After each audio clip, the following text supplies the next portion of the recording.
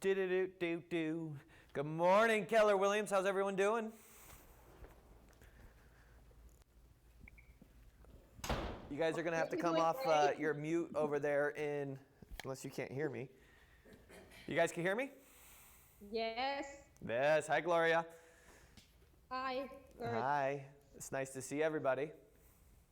It's nice to see you too. I know I'm about a minute early. I will give it, I'm going to start right at 10 to respect everyone's time. And so as soon as I see my clock strike 10, we'll get rolling.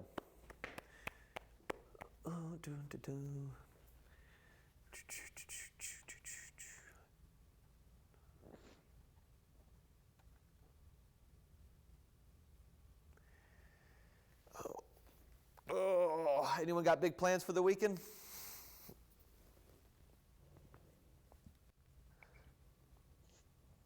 Besides selling more homes? No. Those are the best plans. That's what we do on the weekends. Nothing to do on the weekend? That's what we do on the weekend? I like selling homes on the weekend. That's the best. Yep. All right. Well, it is 10 o'clock. I'll respect your guys' time. We know a lot of agents love to jump in 5 minutes late, so a lot of them are going to jump in and miss some of the starts. But today, guys, we're going to be going over the 9 ways a millionaire real estate agent thinks. We're going to go over some announcements, then we'll jump right into it. And the way that this is going to work is I need you guys to be responsive. I need you guys to participate. Zoom stinks. I have one lovely person in the class with me. Let me see if I can show you. I think our camera's broken. Our camera is broken over there. Yeah, you could wave. Right, but I need participation. I can't just sit here and talk to myself because it's boring, and I don't like doing that. So please feel free to jump in, answer questions, come on camera, come off camera, jump in when you can, and I'll be awkward and sit here in silence till I hear you guys answer, because that's just what I'll do. All right, so let's get started. So the first thing, guys, in every meeting, we really want to focus back at Keller Williams and what we stand for, and part of our MVVBP, our mission, value, vision, belief system, and perspective. And today we're going to look at our mission. Our mission for our Keller Williams, for us, is to build careers worth having, businesses worth owning, lives worth living, experiences worth giving, and legacies worth leaving.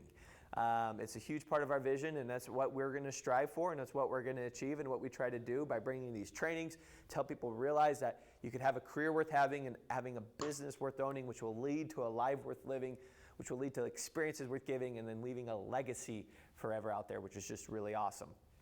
If you guys haven't seen our new training calendar yet, we have QR codes all around. It's so simple. It's so great. You could always just click on you could always just go to kwavcalendar.com. You could open up any training, click on it, join directly from the new calendar. It's color-coded. It's fantastic. Take advantage. Red Day. Who's coming to Red Day? Raise your hand. Queenie, I know you're coming to Red Day, right? You guys, Red Day started in 2009, right? And the entire company sets aside the second Thursday of every May just to do renew, energize, and donate, right? Renew, energize, and donate with our community that we serve. We believe we're incredibly blessed. God has blessed us above with abundance, and I believe every one of us is blessed, and it's just time for us to give back to the community, so some of us that are less fortunate. This all started with Mo Anderson, one of the founding CEOs of Keller Williams. She is so big on culture. She's great if you've ever heard her speak. Culture is so important, and this is the culture, right? This is what we do, and this is what we stand for. We're going to be going on May 13th. We're going to be going over to Homes for Families. It's a veteran-enriched neighborhood where we're going to be building homes for veterans. We're going to get our hard hats on. We're going to get our gloves on. We're going to get our work jeans. We're going to do some painting. We're going to do some building. And we're going to help build homes for veterans. It's going to be great. I would love to see 80 agents there. My goal's 50, but my heart says I want to get 80. We have 340 agents. There's no reason we can't have 80 people over there making an impact, giving back to the community. You could also make sure that you put that on social media and show what we do. It's a great opportunity out there. All right, we'll get started with this quote, which I love. Some men see things as they are and say, why? I dream things that never were and say, why not? By George Bernard Shaw. It's a great quote. All right. You guys know how the city planner works? You guys know how that works for a city? Have you guys seen some cities that have been planned really smart and some cities that maybe weren't planned quite as smart? Yep. Oh yeah, right? So let's think about this, right? When we're building a city, we're building for the future, right? So I like the Antelope Valley as an example. I think it's really smart how it's laid out. You could tell me the house is 4626 West Avenue L12. I could go find that home in 2 seconds, right? Because the way the Antelope Valley is laid out. It's a grid, it makes sense. A to Z, division to 10th West to 20th West, right? It makes sense.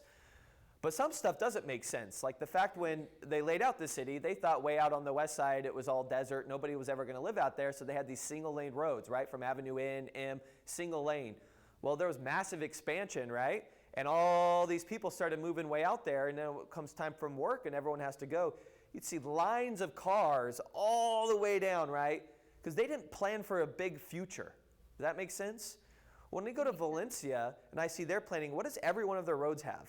Like 3 lanes. Like 3 or 4 or 5 lanes, right? Because their city, they planned for massive expansion in future, right? So we think about this and like you start thinking about your business and how does that relate, right? Thinking about where your business and the foundation of where you're starting in your business and how does that relate to being a city planner? Well, do you have houses popping up randomly in random spots and you're not connecting them with big roads and highways?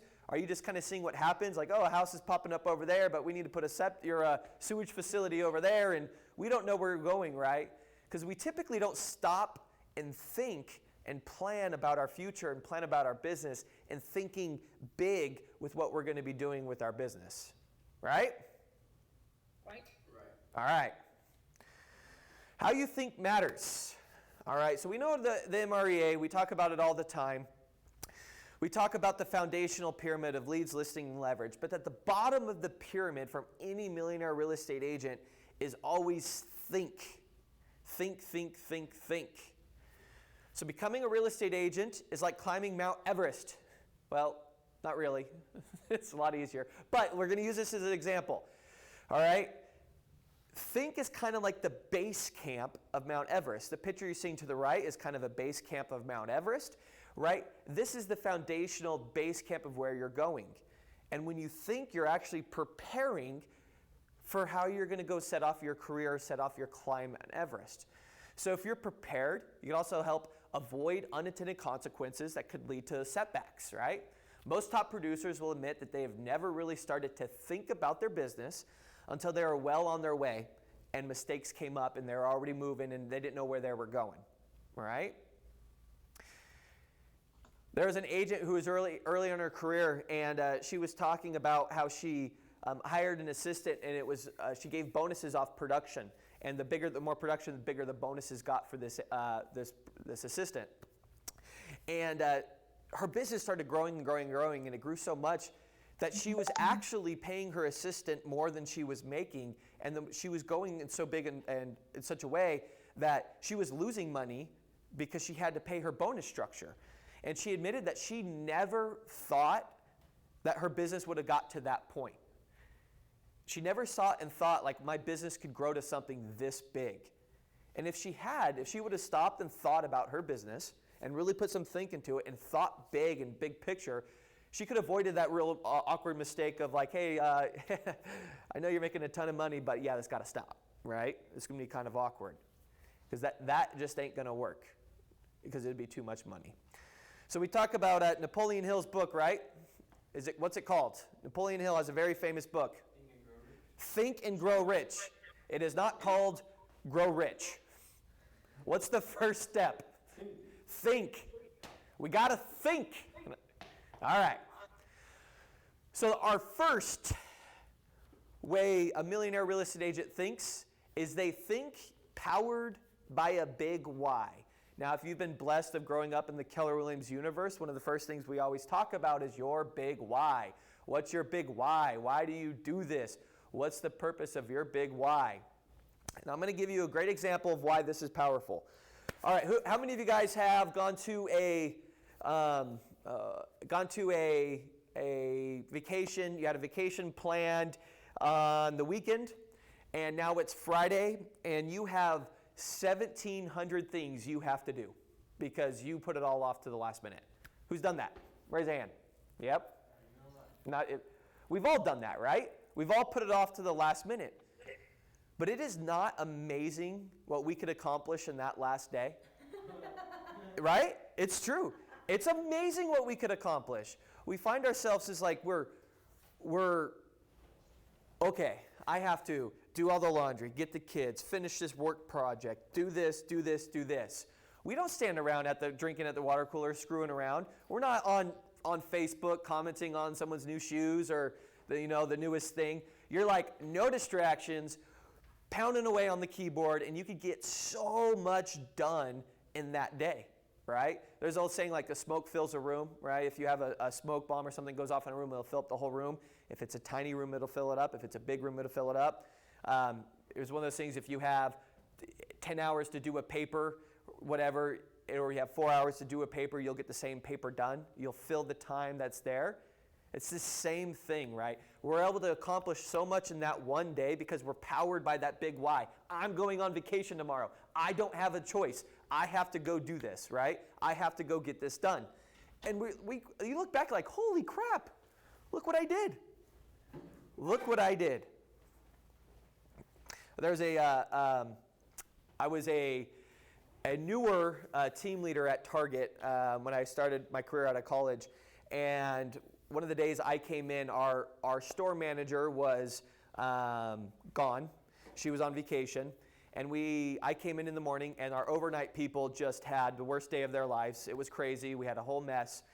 And lucky me, we had a surprise regional visit from our regional district manager. She showed up, and she was so disgusted. She was going to call in all the other store managers around to come help, and that would have looked really bad on me when my store manager was gone. And so I told her, give me the half of the day, let me work some magic, see what we could do.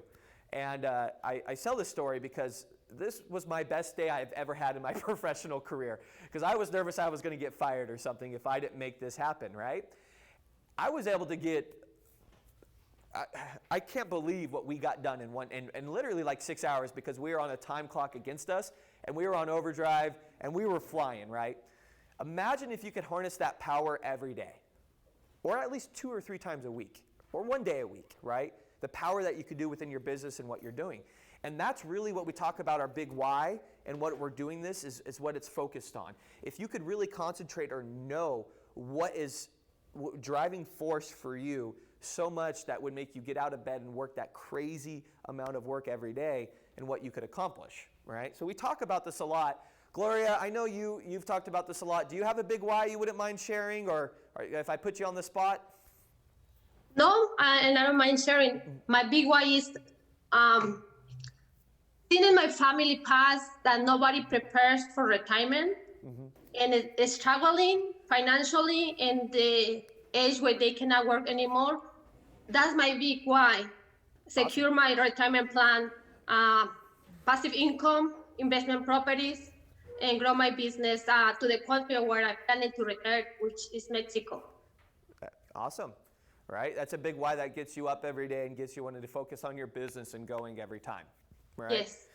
So when we think of this as our first step is powered by a big why, millionaire real estate agents think that, is they all have some big, if you've ever been to family reunion or mega camp, and they have the stage and they have this mega producer up there, one of the first things like Gary Keller will always do is they talk about, what's motivating them, and they always have a powerful big why.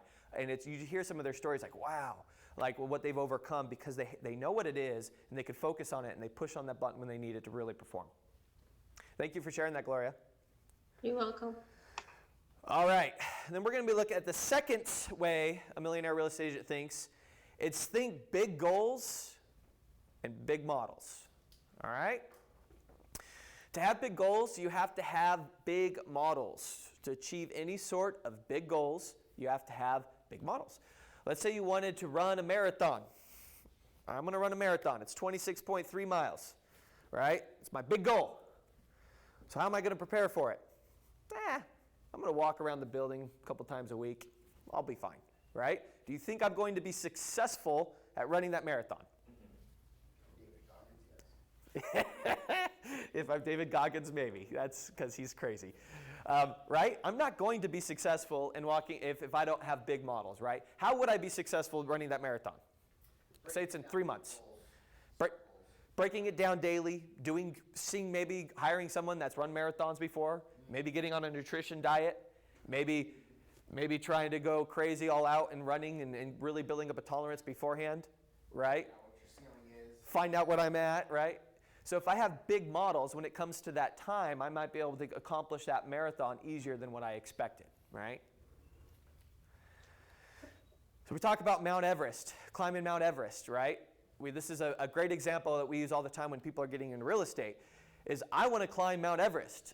That's a huge goal. Very few people have to do it. A lot of people die doing that.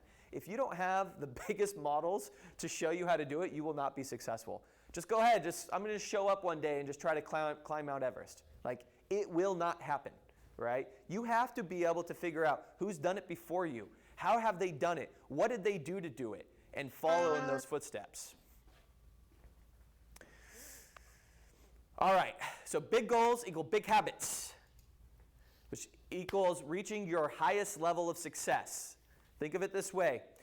Why do we tell our kids to sit up straight at the dinner table? Right? We want them to have good posture. It's not that we think they're rude or whatever. We want them to have good posture because they don't have back problems. We don't want them to have issues growing up. We want them just to have a good life. So have good back posture. We want them to be able to swing a golf club when they're 50, right? And JD wants me to be able to swing a golf club with them. And then, if I had better posture, I would probably be able to do it better, right? All right. So it's really that simple, right? We're talking about we want them to have good posture because it's a little thing that it does in their life every single day, because we don't want them to have problems later on in their future, right? It's simple things. Big habits help you reach your highest level of success. If you really want to have, on our board out there, I think you guys took it, but your habits really will determine your future. I could see I know the people that are going to be successful and the people that aren't. The people that are showing up, that are really filling in, are doing the things, that have those habits of success, will have the success. In the MRA, you could also see this as the habits lead to better breakthroughs over and over and over again with production over time. You start out with nothing, but if you form the habits of big habits, if you have a habit of a millionaire real estate agent, meaning that you lead gen 3 hours a day, you really focus on growing your business, mastering your scripts and dialogues, and really focus on how can I get leads every day to set appointments and to turn those appointments into contracts, and turn those contracts into closing. You keep focusing over and over and over again, you will see over time a production level that keeps hitting higher and higher and higher and higher and higher till you reach about 80 million a year in volume, which is netting about $1 million in your pocket, right? Anyone have some examples of this? Examples of this, kind of seeing this in, maybe not in real estate, but in other things as well? Exercise or anything like that? You have an example for Your marathon was running. Yeah, well, good. Go ahead, Demery. Well, you see that constantly in the fitness training, in training, In fitness? Yeah, so you got an individual who wants to come in and they'll come in for a muscular hypertrophy program. So basically, you start off, they start with the building blocks and what it is going to take to get there. They start off with a little bit amount of weight. After that you start increasing about every 2 weeks, maybe 20 pounds, then 30 pounds, 40 pounds, whatever. And then they reach that bigger goal.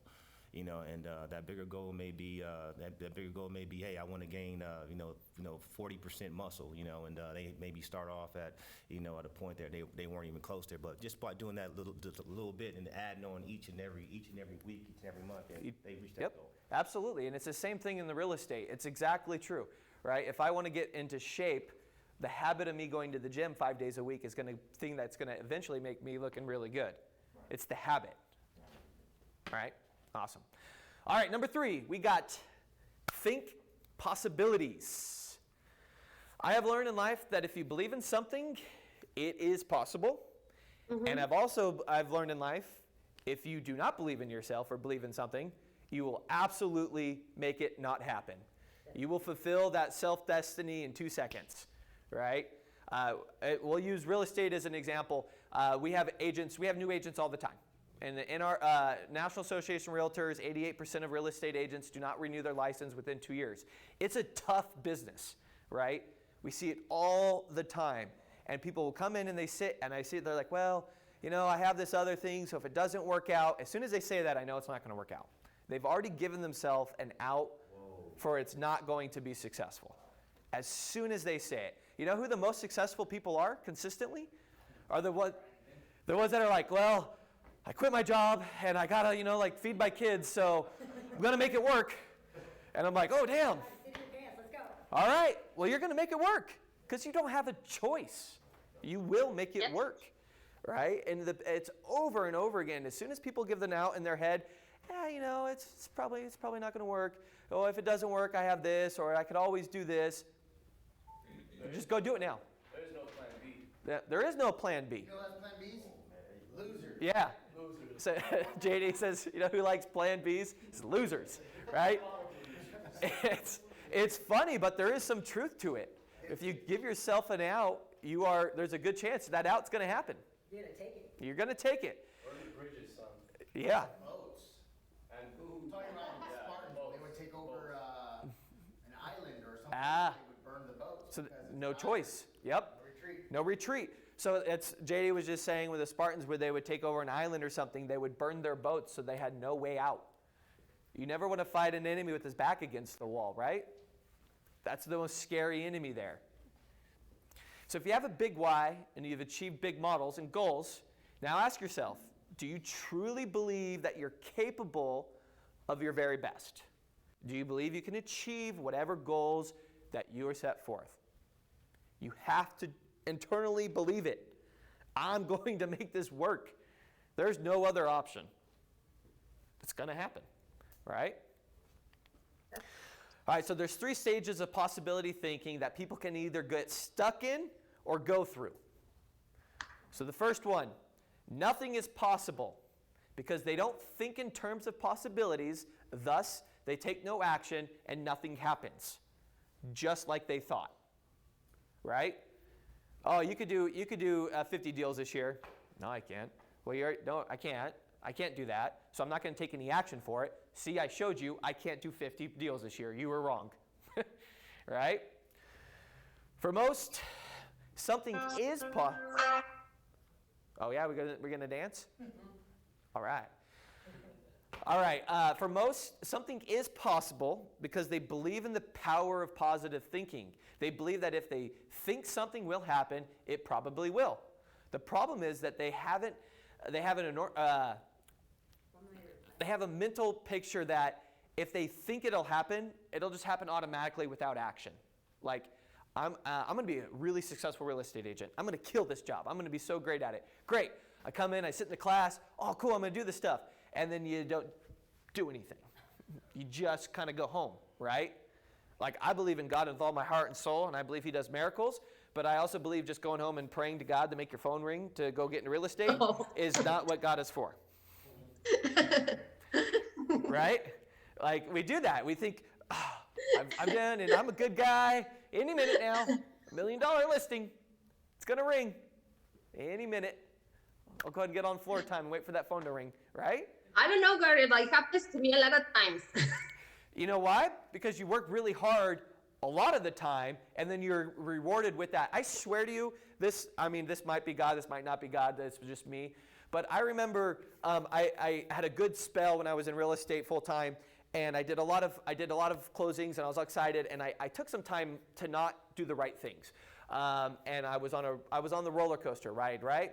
I closed a lot of deals, and I was like, woo, I closed a bunch, got some money. And then I'm like, okay, it's been like 2 months now, And I just like, oh my gosh, I haven't done any of the things that will bring me business. I'm not lead generating every day. I'm not doing my open houses. I'm not doing my cold calling. I'm not doing anything. And so I made a plan, like, I got to get into action, massive action, right? So every day I was doing my 3 things, open houses, and nothing was working. I was at open houses, nobody was coming in, like nobody. I was like at dead open houses. I was calling, nobody was answering, people are hanging up on me. I was having some bad luck. And like day 5 or 6, my phone rang, random number. He goes, oh, hey, someone give me your number, real estate agent, we're looking to buy a home. And I was just like, it felt like since I put in the work, I was blessed with another avenue, like it came into me. I mean, it manifests itself, right? But for the very few people, big things happen. Why? When possibility thinking sports by big why, big goals, big models, then watch out, guys. Anything is possible. If you want it badly enough, you'll figure out a way to go do it. I think, have you guys thought about, like, you've been at home or trying, like, you're like, man, I really got a craving for like this food or something. And it's amazing how all of a sudden you manifested this food like in the middle of the night with other stuff. Like if you truly want something bad enough and you think about it enough, you can make it happen. I feel attacked. I am attacking you. I'm attacking you, JD. I feel like somebody's watching me. All right, so this is a personal thing you guys could share or not share. It's up to you. I'm going to ask you a question. I'm going to ask you a question, and I want you guys to give your honest answer to yourself, right? You're presented with a challenge, a tough challenge, right? Does your mind, like this is hard. It's not going to be easy. Does your mind first go to, how can I succeed at this? Or, how could I avoid doing this or find ways to get around it so I don't fail at it?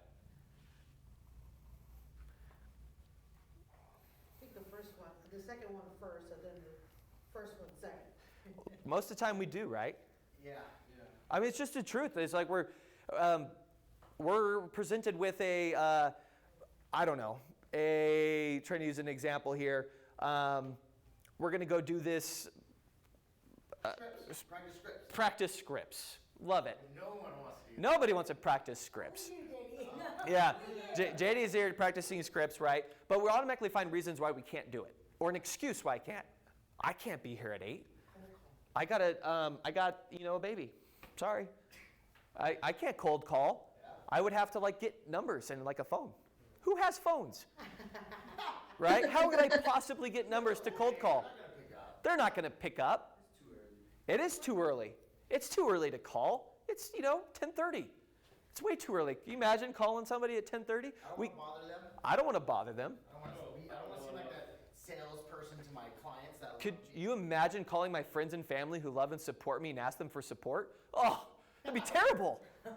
Right? We automatically put reasons why we can't be successful before we even try, right? Before we even put it in there.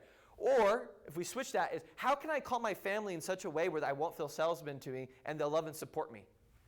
Like I have to call them. I have to. I just buy a whole lot of shirts that says I'm a realtor, ask me anything. Yeah. Right? If you find a solution. 70% of your commission's on the table. Yeah, if we find a solution, if we really focus on ways to find the solution, we will. Right? We either go to the excuse in our head or we go to the solution. That's where scripts comes in. It's where scripts. It just comes where thinking comes in. Mindset, Mindset. It's where your mind's at. Like really, it's the hardest part. I tell everyone, where can I find, I'm struggling leads. I'm like, get out your phone. If you call every one of them, you will have probably 2 pieces of business. I believe it. You probably have 200 people in here, and if you called everyone and you were intentional, but I couldn't, I don't know. Think possibilities. How can I do that without feeling scripty? What can I do? And who do they know? Up to 100 people each. They all know a bunch of people. There's 2 pieces of business in there. Guess what? If you're not calling them, great. Mike Watson is. Or JD is. Or Jessica is. Right? And this is why their business is booming. Brandon is. I see him calling every people out at night, getting yelled at, getting hung up on. And he's like, yeah, where's the next one? When's the next one? Yep. Anything's possible. Anything is possible.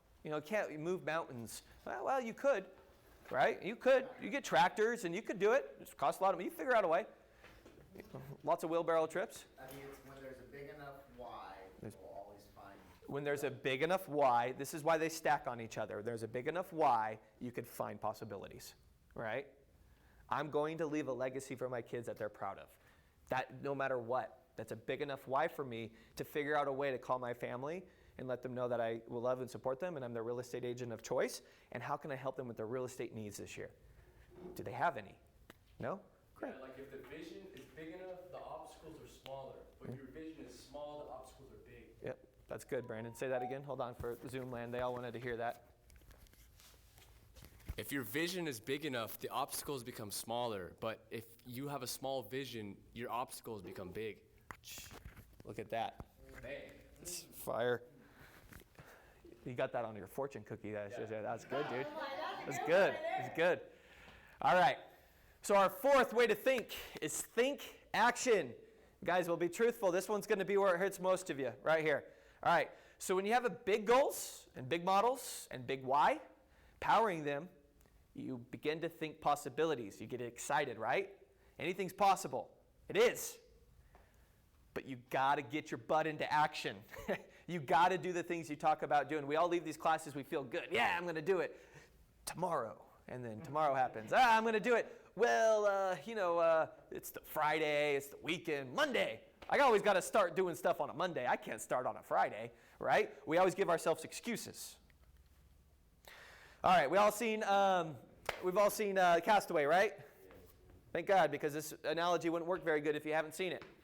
All right, so Tom Hanks, he's a FedEx employee, right? He's on a FedEx plane flying over. The plane goes down. It crashes. He goes on a deserted island, and he opens up these packages, right? And he's using the tools, and he's just trying to survive. But he's got this one package that he just won't open. Gosh darn it, open the package. What's in the package, right? And that package for him kind of turns into a big driving force. He's going to deliver that his driving force is deliver that package. I mean, if you get at the end of the movie, he finally is going to deliver the package, and you're like, what's in the package, right? But the package is kind of this driving force, this big why for him to not only survive, but to get off the island, right?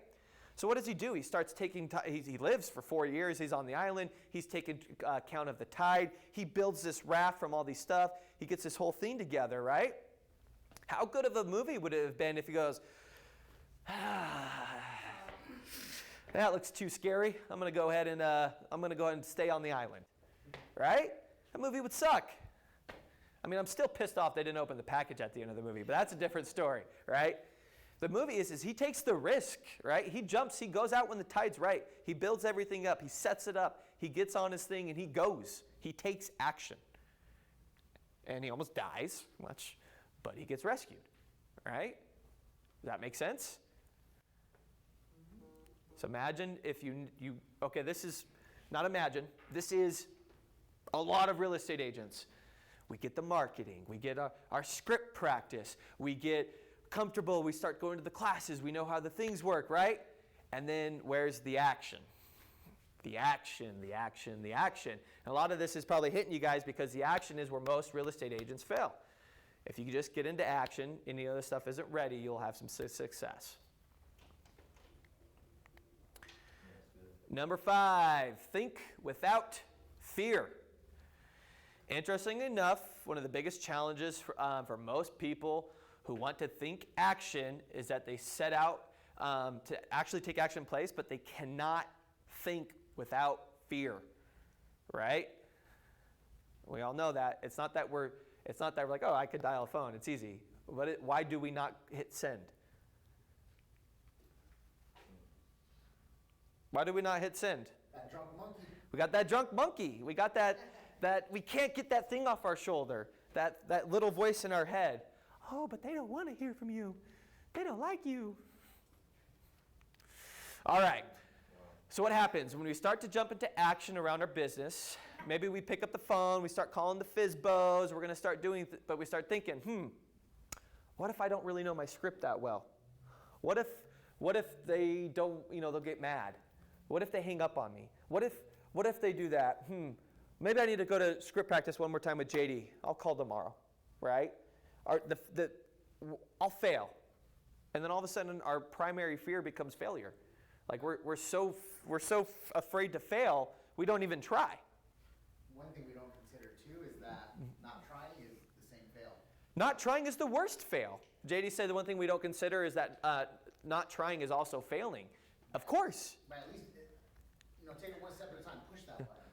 You're a little bit further than not doing it. Yep. Now talk. Now talk. And even if you go,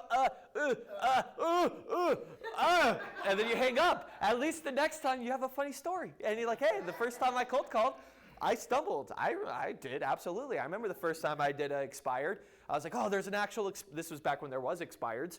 And I would get on the MLS, and every morning I looked. I remember. I was like, I knew the script. I knew I was going to be just, hey, when you're going to interview the next real estate agent to sell your home. And I was just like, hi, I'm sorry. And I hung up because I was so tongue-tied, right? But at least I dialed and hit the button, one step forward, right? Sorry, I know JD's experienced this. He jokes about it. Who wants to share a story of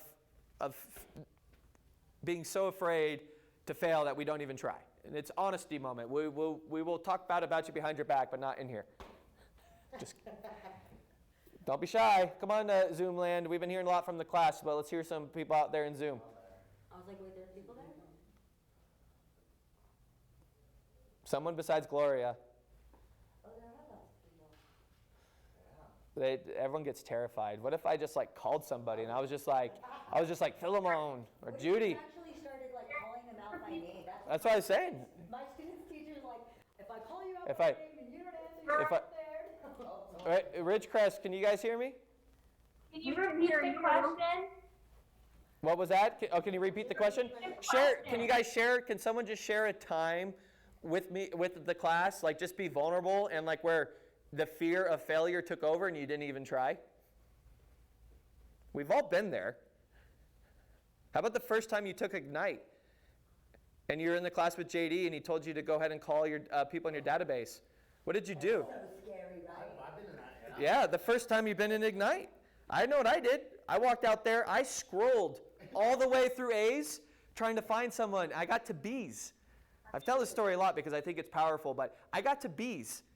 And in B was Bell before I even called anybody, and I never called anyone to do real estate. It's my first time Ignite. I just got my license.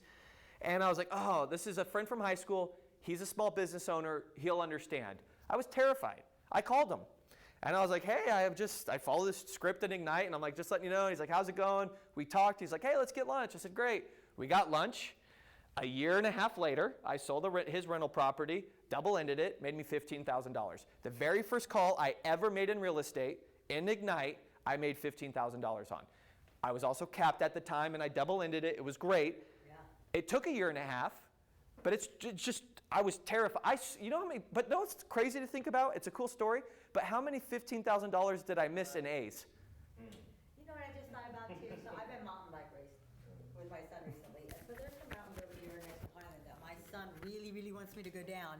And I look at him and I'm like, there's no way I'm going down that. And he'll be like, no, we're gonna do it this time. We're gonna do it, right? So we start going, and then I go whoop, whoop, and I go the other way because I'm scared to go down the mountain right there. It's just true. I'm scared to go Right. down that. But then you get addicted to that rush, and then all of a sudden, Then we're all, professional. then you're doing jumps on it. My helmet. Hey, actually, that fear though that you feel before doing it, if you push through that, you push that boundary Yep. every single time. Saying if you push through that fear, you push the boundary every single time you do it. It's absolutely true.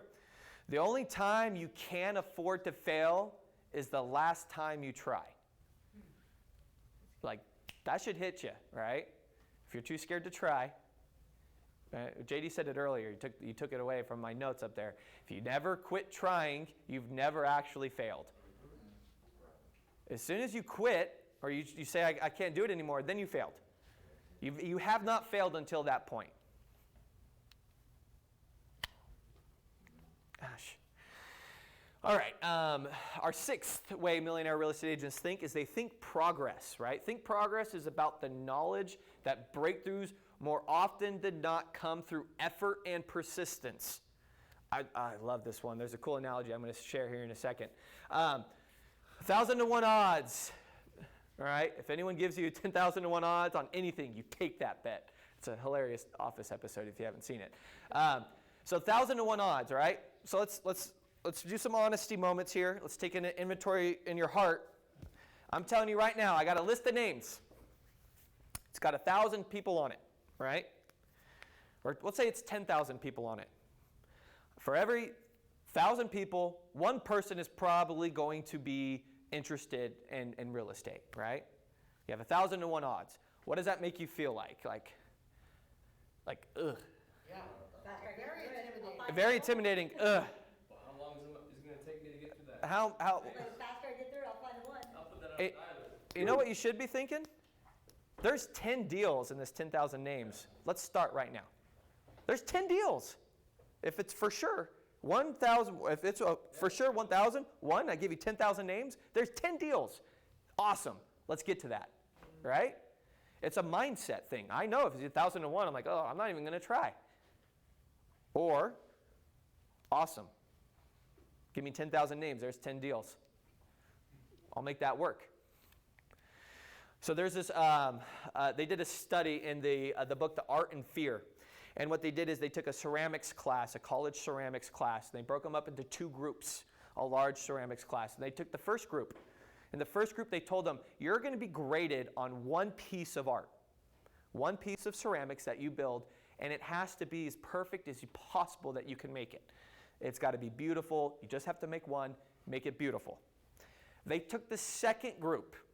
The second group, they said, you're going to be graded on the weight of pottery you create. You need 50 pounds or more to get an A of pottery. That's it. So one group is perfection, one group is quantity. The fascinating thing about this class, what they saw, is the group that was graded just on the one piece, they took hours to prepare, they took hours to get it right, they took hours to try to perfect it, they would mess up, they would get discouraged, they would do hours making it right, and their pottery was substandard. They took the group that was in the quantity. They found that they would hit their goal of the 50 targets. Not only that, their pieces were substantially better in quality than the group that just focused on quality. Because all they did was make pot after pot after pot after pot, bowl, whatever. Have you guys taken a ceramics class? I took one in college. It was a lot of fun, but it was just repetition. Repetition made perfection. And it's really not that surprising if you think about it. I'm not good at cold calling. Well, it's just you haven't done it enough. No one's good when they start. I mean, I understand if you hate it and you're not going to do it, you want to do something else. Great. What are you going to do and what are you going to become great at? You're going to be great at open houses. I'm going to be great at door knocking. I'm going to be great at my sphere of influence. Right? Yeah. Whatever you're going to do it a lot and stop worrying about being perfect because it ain't perfect and you'll get it perfect the more you do it. That's true. It's so true. It's a great analogy.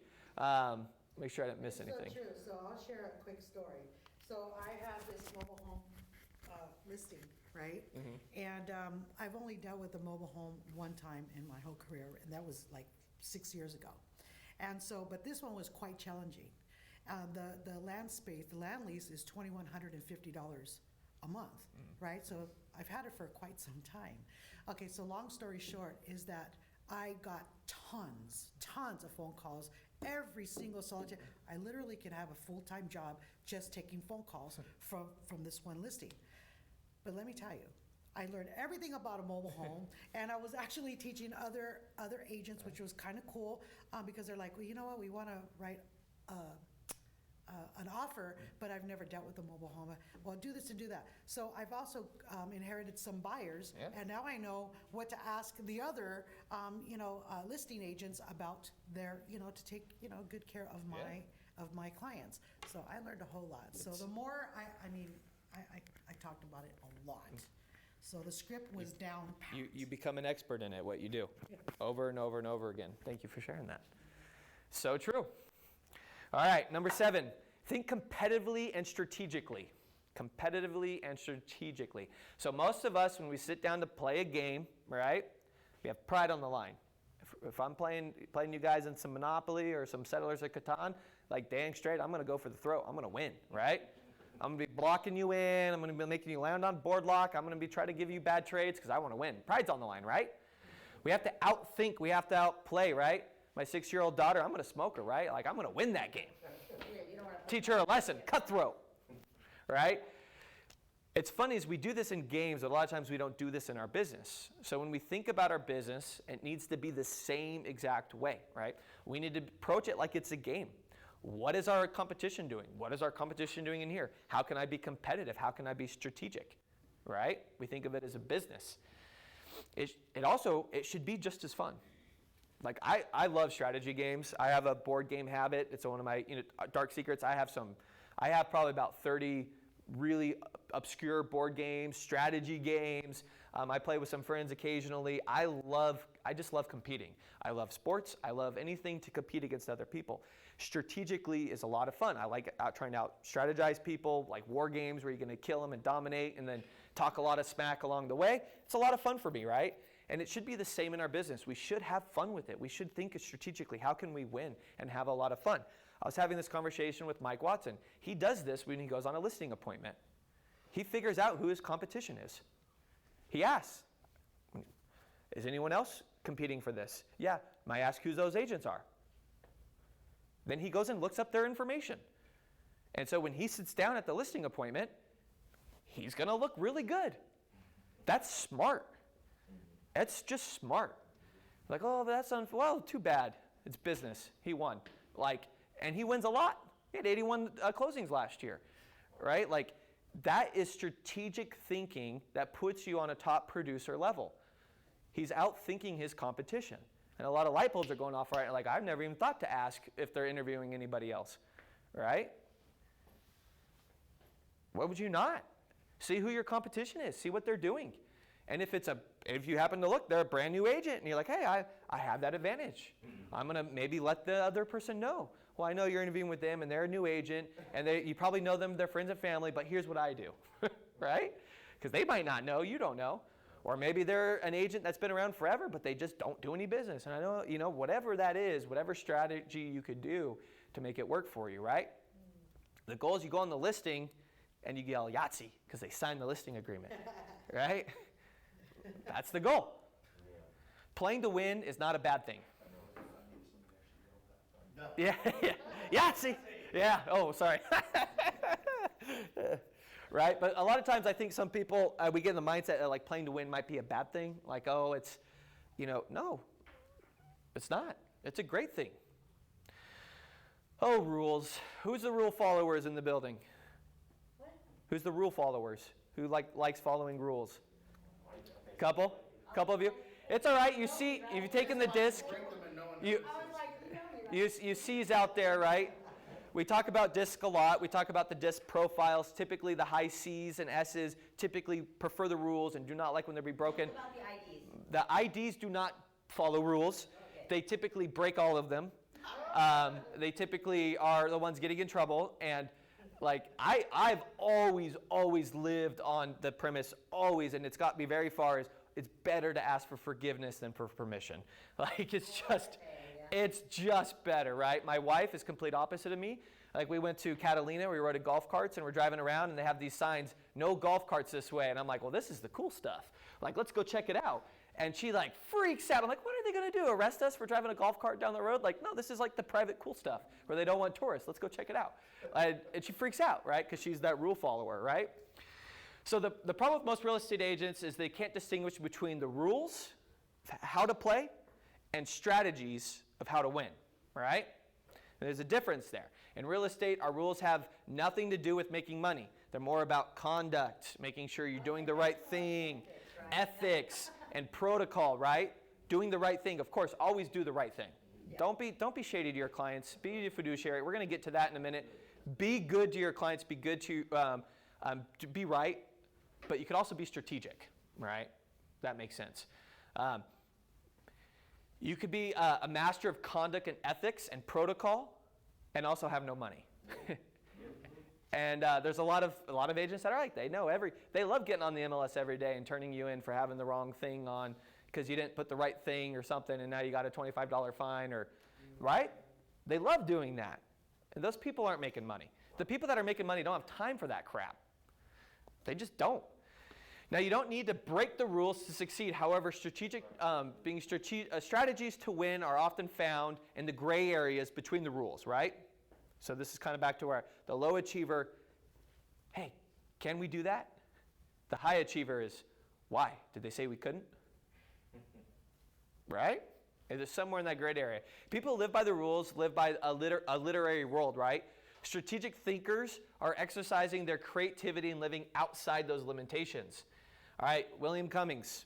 Anyone know who he is? Probably not. Any baseball fans? 1864, 65, something like that. He was the first person to throw a curveball in baseball, right? You imagine you're going up there to hit the ball, and everyone does the same, right? And you just hit the ball, and everyone knows the rules, and then someone gets up there and goes, and the ball's like, ugh, and you can't hit it. You're like, that's not fair. That's not fair. You can't throw the ball like that. Well, why not? The distance between home plate and the pitcher's mound's the same. The ball crossed the plate at the time of the rule, right? But he's thinking strategically. He changed baseball. He's in Cooperstown right now. He changed the way baseball was played, right? He thought a way to throw the ball a little different. So you could be strategic with still within the rules and really take your business to the next level, right?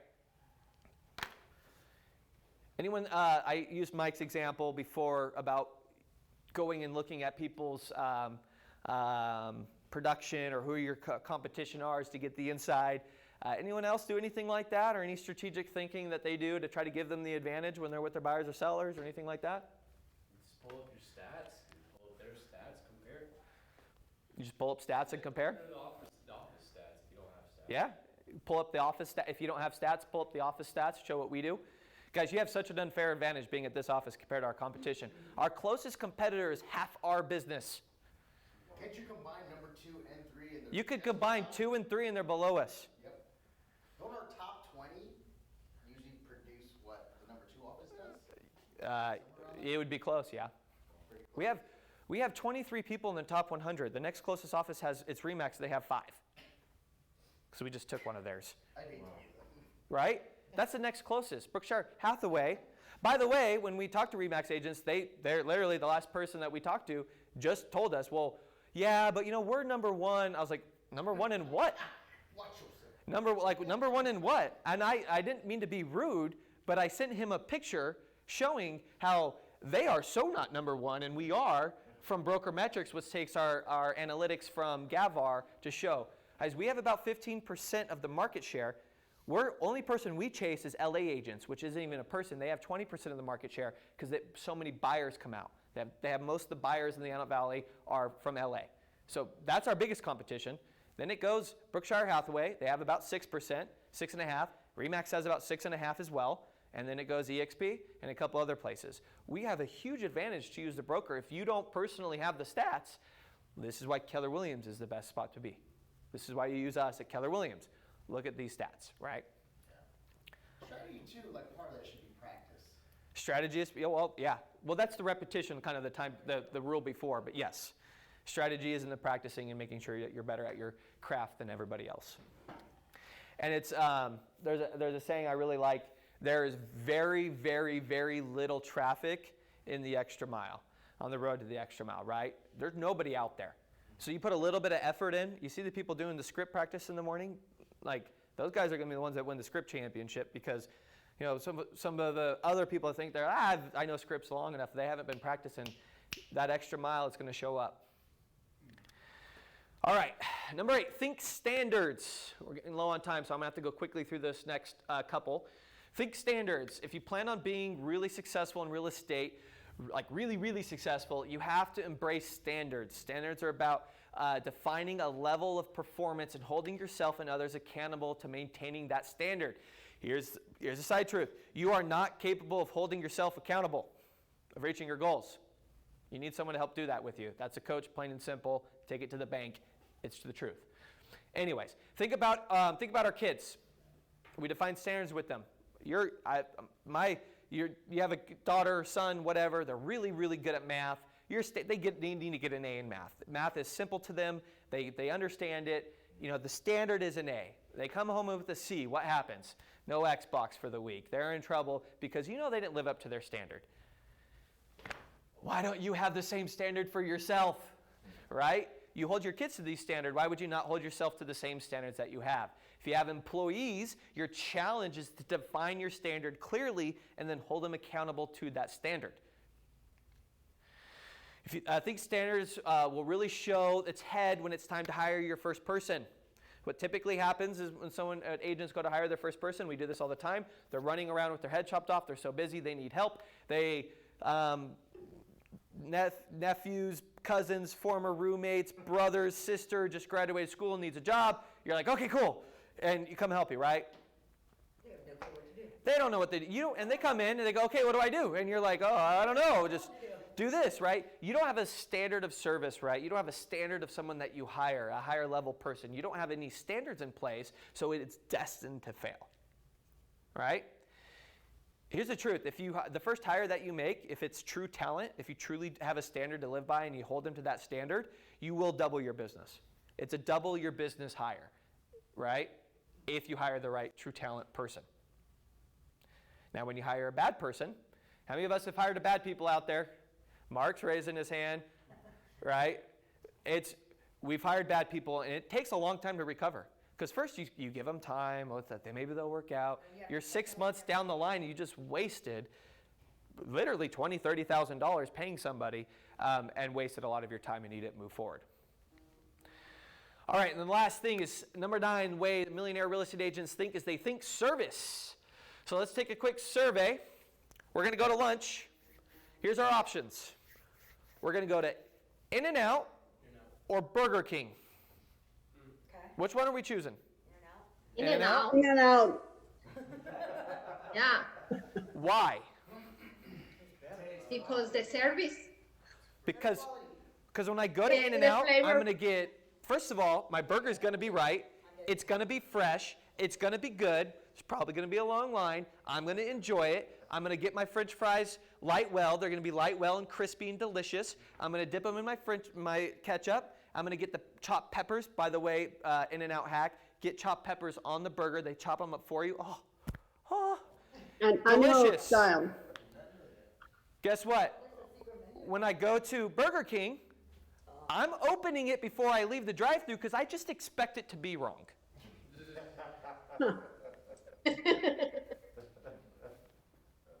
There's absolutely no reason, guys, your real estate business shouldn't be the same. Are you running an In-N-Out or are you running a Burger King? Most of us run Burger Kings because we don't even know. We take a listing. We go, okay, then what happens? I don't know. I put it on the MLS. Right. And then it sells. What? That's not a It's business. a hot market. If you can't say, I take a listing, I postpone putting on the market for a week because I do my pre-listing package. I get my cleaning crew. We do this. We stage it right. We take professional pictures. We run these Facebook ads. We do these postcards. We do this. We do this. We do this. Every single time I take a listing, that's an In-N-Out service. That's a Chick-fil-A service. You know why there's a line that blocks the freeway at Chick-fil-A every freaking day at lunchtime? Because they give dang good service and good food every time. It's so delicious and moist every time. It's the same thing at In-N-Out. Yeah, we're all getting hungry. It's why it's such a good analogy. Like it's almost lunchtime. I want to go eat, and I'm going to get some In-N-Out, dang it. You know who's not going to Burger King? There's not one of you going to Burger King today because I just ruined Burger King for you forever. You know when I go to Burger King? It's because the line at Del Taco's too long, and I just need to go somewhere quick because I live right there off of 40th. Yeah, that's the only time I go to Burger King because Del Taco's line's too long. And Del Taco sucks too, but at least their food's good. But at least their food's better. Anyways, all right. So we're looking at these, the purpose. The purpose for top real estate professionals is always to have a clear understanding of why they should be hired. And they can articulate it to anyone at any time.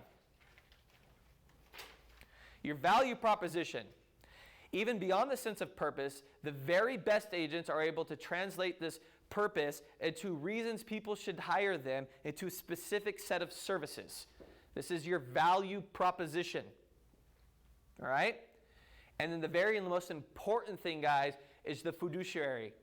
For the very best real estate agents, There's a level of service that goes beyond even the purpose and the value proposition. It is the commitment to put the buyer's or seller's needs first, above their own.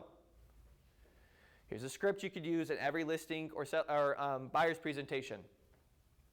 Mr. and Mrs. Buyer, my goal for you is not that you buy a home right now if it's not the right time. I will tell you if I feel like it's not.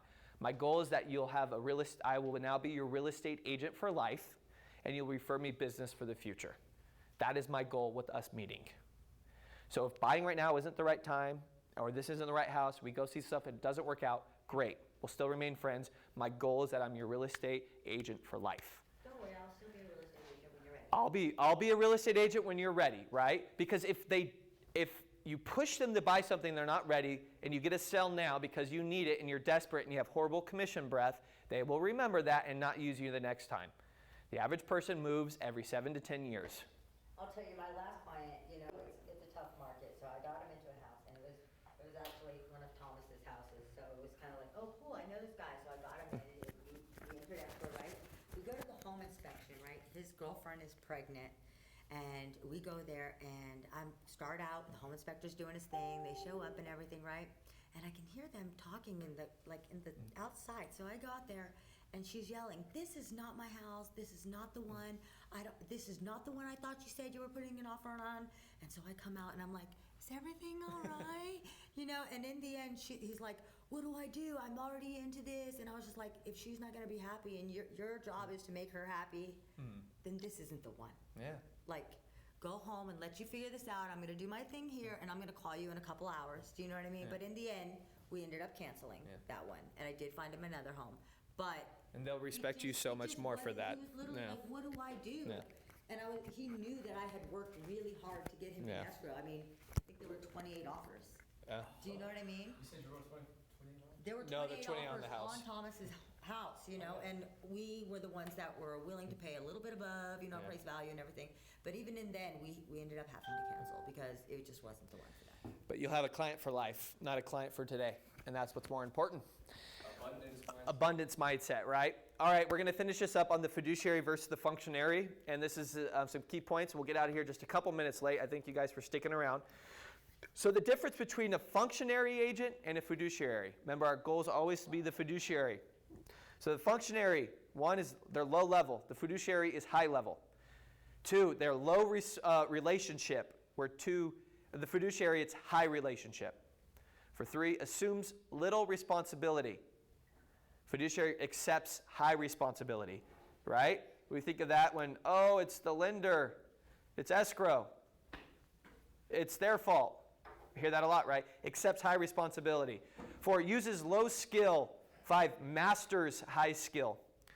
5, records information or perceives information. 6, responds to needs.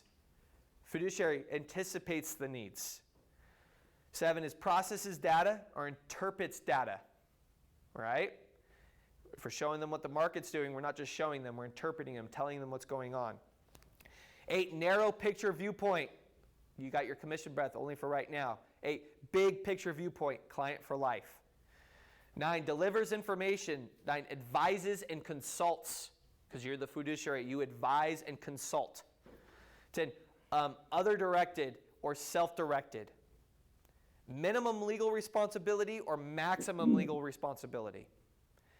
Employee or partner. Tells and sells or owns the results. Stays out of the decision making or involved in the decision making. Follows rules and procedures, uses judgment and intuition. Replaceable, irreplaceable, minimally paid, or highly paid. With that, we're done. I thank everybody for, I lost you up there. You guys can see me on Zoom? Nope. Oh, hold on. That's it? Thank you guys. We're out of time. Otherwise, I would stick around for Ahas, but I'm 5 minutes over, and I try to respect your guys' time. So have a great day. Next week is what is next week? I think we're doing a panel. We're having some ladies from down below who are rock star real estate agents. And Amy Constantine is going to be interviewing them and getting their feedback on how they've kicked some butt in their respective areas. And some of them are, one of them's not even from KW. They're out of broker agents. So it'll be cool to hear some of their feedback. So join us next week at 10 o'clock. Have a great night, guys. Stay. Great weekend. I'll see you all later. I'm off to Vegas for a mastermind. Bye-bye. Is this being recorded? This Did you is record it? recorded. Is this recorded? It is recorded. Thank you. Go up Thank front. you. Thank you. My pleasure.